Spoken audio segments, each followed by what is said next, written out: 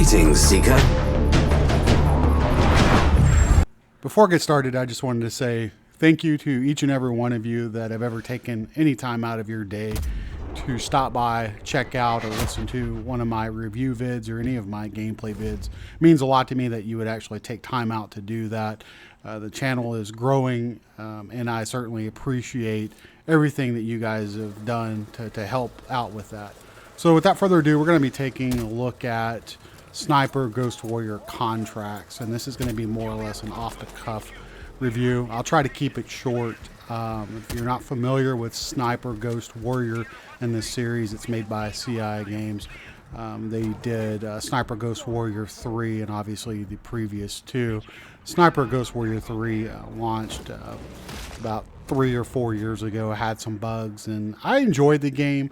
Unfortunately, it didn't do very well, and to keep things brief, when we get into Sniper Ghost Warrior contracts, unfortunately, with the state of the game, I would have hoped that they would have improved on the bugs that they experienced in 3 when they made this one. So it's the 4th installment in the series. Unfortunately, that's not the case. A lot of the bugs that were present in 3, I feel were carried over into contracts. And so getting into contracts, it plays very similarly to 3 in the sense that you are a sniper. In this one, there's really not much of a story as to where Sniper Ghost Warrior 3 had one. This plays more like Hitman. If you're familiar with iOS Hitman, everything's set up in a contract based, and I'll use that term loosely. You have an open hub, not open world. There are 5 different open hub areas that you go to, and they're fairly large, and it's all based out of Siberia. Again, you're a no-name sniper, and you're given these contracts, we'll say tasks, that each one of these 5 areas has. As you're getting into the game and you're playing it, you'll be assigned probably 4, 5, 6 different tasks that you have to take down in each one of these hubs. You'll go from a snowy region to a less snowy region with grass, and it's okay graphically. I mean, we'll touch on graphics here a bit. I want to say some of the graphic textures are a bit muddy. There are texture issues with the guns when you kind of look up closely on them. As far as bugs in the game, I encounter quite a few, and that's why I said I'd probably steer clear of this game until it's been patched up. What I encountered actually caused me not to be able to finish the game. And each area, when you are given these tasks, you have to exfiltrate in order to complete that task. When I was at the 4th map on the last task, I tried exfiltrating and the game would crash. And previous to that, I noticed that I was having issues every time I'd go and try to do a collectible, because there are collectible posters in the game. The game would crash. Literally, it would freeze up and then reboot. I would hope that CI takes some time to fix this. I feel like it could be a fun game, as long as you understand that you're getting a budget game and that the graphics aren't going to be as crisp as other games that are out on the market. Gameplay is going to be okay. You're going to hear a lot of the same voices that are carried over from Sniper Ghost Warrior 3. Probably the best aspect to this game is going to be along the lines of shooting the guns. I felt like, the sniper, the sound of the rifles going off were done well, and obviously the bullet time that you encounter that isn't as good as, let's say, Sniper or Elite series, to where you get the X-ray vision crushing through the skulls or the nut shots. They do that extremely well, but it's still, I felt like it was good. I mean, it's good enough to where you got heads, limbs exploding and blowing off. So from that gameplay standpoint, from that sound standpoint, I felt it was okay. I was just extremely disappointed that the game kept crashing on me on that map several times, and which really is a game-breaking bug, if you will, because I can't complete the game. So I can't really talk to you about the fifth map. I can only assume it's going to be something similar. The game does have bounties in it. Each level has a couple of bounties. It's one of the things that I enjoyed about Sniper Ghost Warrior 3. So you have these bounties that will pop up, and it's a bounty area. What I didn't like about the bounty area is that it's just an area. If you leave, it takes that bounty away. So basically, it forces you to stay within a certain perimeter. And I really didn't care for that because you have to, platform up and down, if you will, in certain cases to get a good shot to take out these bounties. And if you wanted to like go out of that area and around and up on top of a rock or a ledge, it could restart that. And so that was an issue for me. There are a slew. I say a slew. There are a handful, if you will, of different rifles, different attachments. You can get into that with your main menu.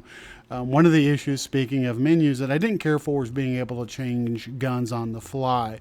So if you were in the middle of a mission and you didn't like, let's say, the sniper rifle that you were using or a handgun or whatever, you couldn't change it right then. Or if you, let's put it this way, you could go to the menu and change it, but it will give you a pop-up to tell you that those changes will not take place until the next contract that you take. So again, it's not like you could just, if I used a sniper rifle that maybe had too much sway to it and I didn't care for it, you can't change it out. You're kind of stuck with it throughout the duration of that mission. So I wish they would change that up, because I felt like as an elite sniper, you should be able to have the ability to change your guns. But unfortunately you don't.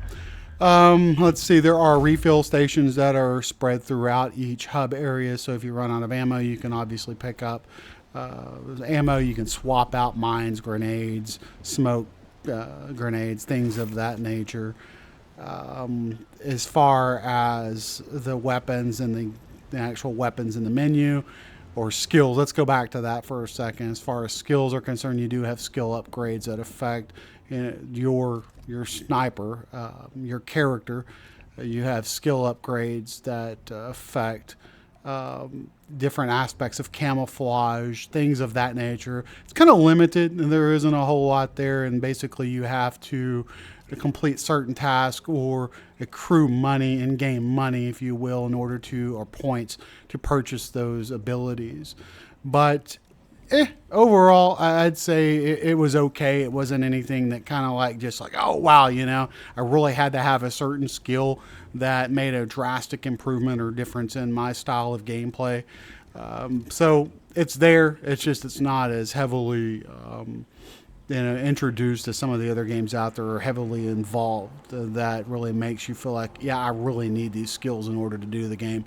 I mean, in all honesty, I felt like from a skill standpoint, I probably could do the game without them. It's not like, it made such a drastic improvement, because most of your time you're going to be spending in the game is going to be away and sniping. Aside from the bugs that I mentioned earlier, especially the game-breaking bug, you do have frame rate issues in the game, so it'll hiccup enemy placements. You'll encounter those. There's pop-in issues. These are all things I kind of expected. Again, you have the graphically the textures that were kind of dull, especially on the weapons. There is fun. I mean, there's fun there. It's fun to sit back and snipe enemies from afar, and trying to kill them without being detected.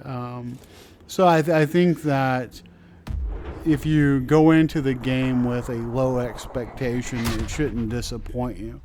Other than that, I felt like it became repetitive for me after spending probably a good 15 hours into the game, and that was me taking my time, and I'm being very generous there. It's just taking my time.